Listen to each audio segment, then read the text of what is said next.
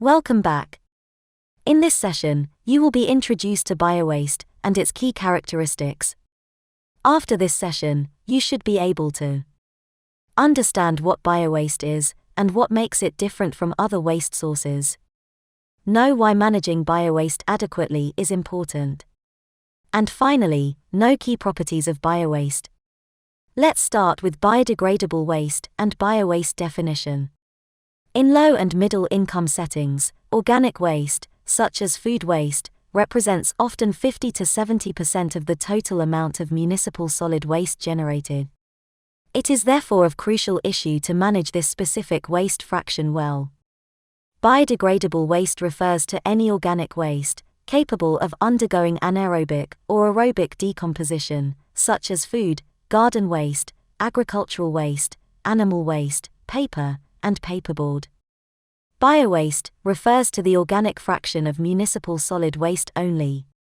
It comprises therefore biodegradable garden and park waste, food and kitchen waste from households, restaurants, caterers and retail premises, and comparable waste from food processing plants. Unmanaged biowaste poses a considerable threat to public and environmental health, as it attracts pests, rodents and other disease vectors, but also contribute highly to environmental pollution.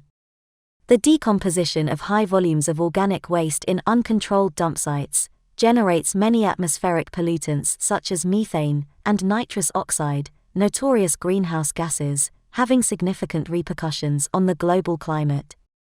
But biowaste also generates leachate that may contaminate surface and groundwater supplies, as we can see here in Vietnam, where leachates produced by the compaction of organic waste is released directly into the nearby river. Another important impact of biowaste mismanagement is the loss of nutrients. According to this figure, from Teller and Gradle, if we continue consuming phosphorus, an essential nutrient for plants' growth, at the actual consumption rates, we would be out of phosphorus in 345 years. And if the whole world would consume at half the consumption rate of the US, we would be out of phosphorus in only 142 years. It is therefore of crucial importance to try to recycle, or in that case, treat biowaste to keep the nutrients in the loop. Now that we are more familiar with biowaste mismanagement issues, let's have a look at biowaste key characteristics. Key physicochemical characteristics are typically CN ratio, particle size and porosity, moisture content, and pH. Let's start with the CN ratio, which is the carbon versus nitrogen content.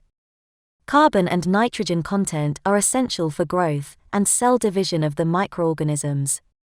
Microorganisms can only degrade the organic carbon present in the waste if they have enough nitrogen for growth. If nitrogen is lacking, or in other words, if the carbon-nitrogen ratio is too high, the composting process will be inhibited. The ideal CN ratio to start composting ranges between 25:1 and 40:1, which means 25 or 40 parts carbon to 1 part nitrogen, in terms of dry weight. Particle size and porosity. The surface area of the organic material exposed to microorganisms is another factor determining the degradation rate. Shredded and chipped waste material, or otherwise reduced in size, is degraded more rapidly. A fact especially important when processing wood and other materials that degrade slowly. Particles which are too fine should be avoided as they reduce permeability and restrict air circulation in the compost pile. Water content and moisture. As microorganisms can only take up nutrients for their growth from the liquid phase of the material, it is important to have an adequate moisture content. pH. From a scientific perspective, pH is a measure of the degree to which a solution is acidic or alkaline, meaning if the solution can give up or accept hydrogen ion. From a biowaste perspective, the pH of the waste will influence the microbial growth. If the pH is between 6 and 7.5, it will favor the growth of bacteria, and a pH from 5.5 to 8 of fungi. The pH will also influence the loss of ammonia.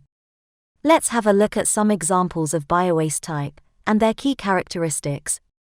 As mentioned before, biowaste is a broad term to describe the organic fraction of municipal solid waste, and can therefore be composed of garden trimmings and branches, food waste, animal manure, etc. And they all have different characteristics.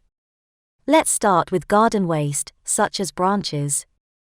They typically have a high CN ratio and are dry, which is the opposite of food waste, for example, which is usually characterized by a low CN ratio and is usually wet. Another example of biowaste having very low CN ratio is manure, which is also usually wet. If we want to treat biowaste adequately, it is important to have a careful look at the type of biowaste to be treated, as this will directly influence key physicochemical characteristics, and therefore the type of treatment to be chosen.